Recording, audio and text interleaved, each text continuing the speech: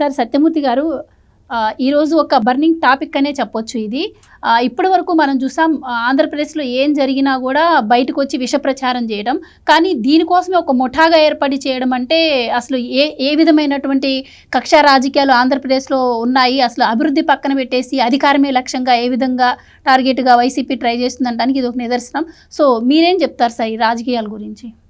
ఇది social media వచ్చిన తర్వాత ఈ జగన్మోహన్ రెడ్డి గేమ్ అంతా కూడా, కాన్సన్ట్రేషన్ అంతా కూడా ఈ సోషల్ మీడియా వార్ మీదే పెడుతున్నాడు. అది చాలా స్పష్టంగా మనకి అర్థమవుతున్నది. ఎందుకు అంటే, మామూలుగా జగన్మోహన్ రెడ్డికి మెయిన్ స్ట్రీమ్ మీడియా కూడా ఉన్నది. సాక్షి పేపర్ ఉంది, సాక్షి ఛానల్ ఉంది. ఇవే కాకుండా సాక్షి మీడియా, సాక్షి పేపరే, సాక్షి ఛానలే కాకుండా జగన్మోహన్ రెడ్డి చెబితే మాట వినే టీవీ ఛానల్స్ చాలా ఉన్నాయి, న్యూస్ పేపర్లు చాలా ఉన్నాయి. వాటన్నిటిలో వార్తలు రాయిస్తూనే ఉంటాడు. మొన్న ఇటీవల ఒక పెద్ద ఛానల్ వాళ్ళు విజయసాయి రెడ్డితోటి మాట్లాడి విజయసాయి రెడ్డి చెప్పిన విషయాలని ఒక స్పెషల్ స్టోరీ లాగా తయారు చేసి టెలికాస్ట్ చేద్దాము అని ముందర ప్రోమో వదిలారు. ప్రోమో వదిలితే వెంటనే జగన్మోహన్ రెడ్డి బ్యాచ్ వాళ్ళు ఆ ఛానల్కి ఫోన్ చేసి అది ఆపేసేయండి అని ప్రెషర్ తీసుకొచ్చారు. తీసుకొస్తే అది చాలా పెద్ద ఛానల్, చాలా అసలు మెరుగైన సమాజం కోసం చక్రాలు అరిగేలాగా తిరుగుతున్న ఆ పెద్ద ఛానల్ వెంటనే అది ఆపేసింది. అది ఆపేసి విజయసాయి రెడ్డి బీజేపీలో చేరుతున్నాడు అని అంతవరకు వేసి వదిలేశారు. ఆ ముందర ఏం జరిగింది, ఆ తర్వాత ఏం జరిగింది, ఏంటి అసలు విజయసాయి రెడ్డి వాళ్ళతో చెప్పింది ఏంటి, విజయసాయి రెడ్డికి జగన్మోహన్ రెడ్డికి ఎక్కడ తగాదా వచ్చింది, ఏ వాటా దగ్గర తగాదా వచ్చింది అనేది వాళ్ళు తయారు చేసుకున్న స్టోరీ. ఆ స్టోరీని ఆపేసి, అంటే ఈ ఎగ్జాంపుల్ ఎందుకు చెప్పాను అంటే, మెయిన్ స్ట్రీమ్ మీడియా మొత్తాన్ని ఇప్పటికీ జగన్మోహన్ రెడ్డి కంట్రోల్ చేస్తున్నాడని చెప్పటానికి నేను ఈ పాయింట్ చెప్తున్నా. అంటే మెయిన్ స్ట్రీమ్ మీడియా నీ చేతుల్లోనే ఉంది, పేపర్లన్నీ నీ చేతుల్లోనే ఉన్నాయి. ఇంకా సోషల్ మీడియాలో అయితే నువ్వు 100 కోట్ల రూపాయలు పెట్టి నువ్వు అసలు అడ్డగోలు ప్రచారం చేస్తూనే ఉన్నావు. ఇవన్నీ చేస్తుంటాడా?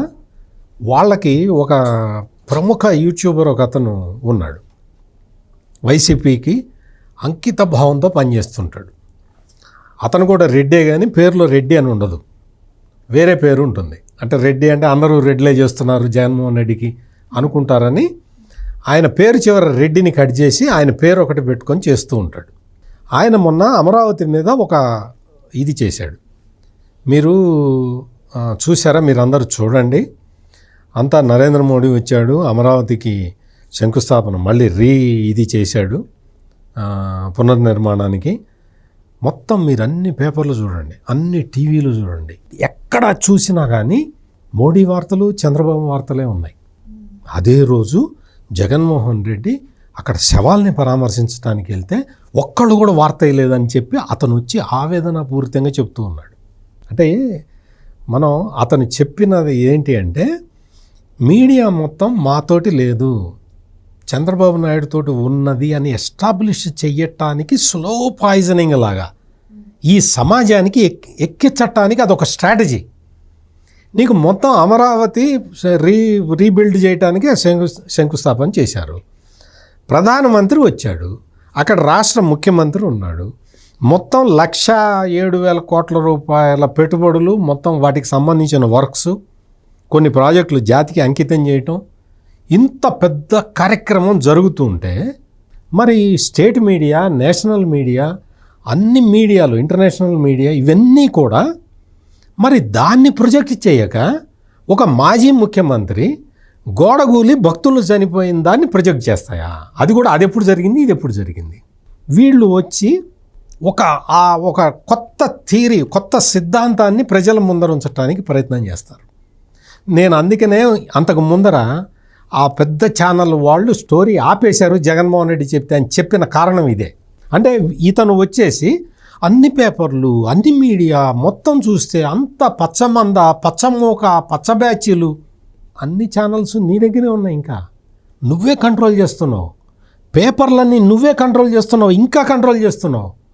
సోషల్ మీడియాలో 100 కోట్ల రూపాయలు పెట్టి నీలాంటి వాళ్ళని మేపుతున్నది జగన్మోహన్ రెడ్డి. నువ్వు వచ్చి ఒక ఇది చెప్తావు. అతను ఎవరో ఇంకొక అతను వచ్చి నవ్వుతూ చెప్తాడు అన్నమాట. వచ్చి ఏం చెప్పడం కూడా చెప్పడు. అమరావతిని మళ్ళీ కడతారట, అమరావతిని మళ్ళీ కడతారట అని నవ్వుతూ ఉంటాడు అనమాట. అంటే ఏంటి, స్లో పాయిజన్ని ఎక్కించటానికి ఎట్లా ఎక్కించాలి అని ఈ రకంగా వీళ్ళందరూ కూడా ఒక సోషల్ సైకోలు. వీళ్ళందరూ కూడా జగన్మోహన్ రెడ్డిని ఎట్లా సపోర్ట్ చేస్తావు, ఏ పాయింట్ మీద సపోర్ట్ చేస్తావు, ఏ పాయింట్ మీద నువ్వు సపోర్ట్ చేస్తావు అనేది కూడా, అంటే ప్రజలు మర్చిపోవటానికి, ప్రజలు మర్చిపోయి జగన్మోహన్ రెడ్డి అకృత్యాలని మర్చిపోయే విధంగా నువ్వు ఎట్లా చేయాలి, సొసైటీని ఎట్లా ప్రిపేర్ చేయాలి అని ఇన్ని రకాల ప్రయత్నాలు చేస్తున్నారు. కంక్లూజన్ చెప్పేదా, వీళ్ళు ఇన్ని రకాల ప్రయత్నాలు చేస్తున్నా వైఎస్ఆర్ కాంగ్రెస్ పార్టీ ప్రజల్లో 0.1% కూడా క్రెడిబిలిటీని మళ్ళీ తిరిగి తెచ్చుకోలేకపోయింది.